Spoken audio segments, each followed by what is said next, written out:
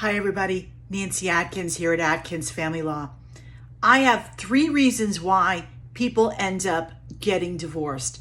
The top reason is it's incompatibility. There's a lot of arguing and excess conflict.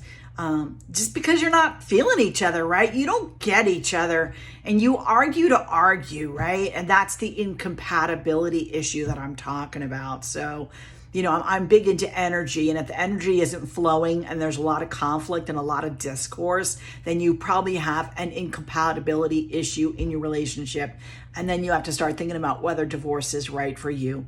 Another issue with divorce and why people contemplate that is because of the financial issues.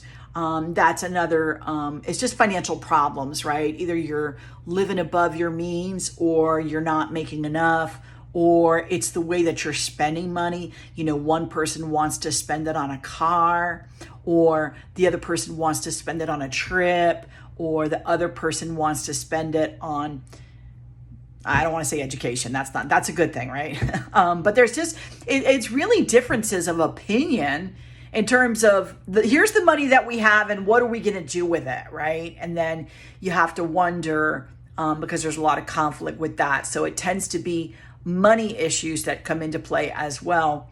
And then the other thing too that comes up when people contemplate divorce is they say that they just got married too young. So, if you get married too young, then that's another reason why you end up getting divorced, because you don't realize, I was just reading something earlier about Dr. Phil and his first wife, the first wife that we don't know, not Robin, but the other girl. And I already forgot her name, but they were married for like 2 or 3 years and she was his high school sweetheart, and they got divorced after 3 years. And this was his high school sweetheart. So I don't know about financial issues, but there's definitely some incompatibility, and maybe they just got married too young. So that's the other issue.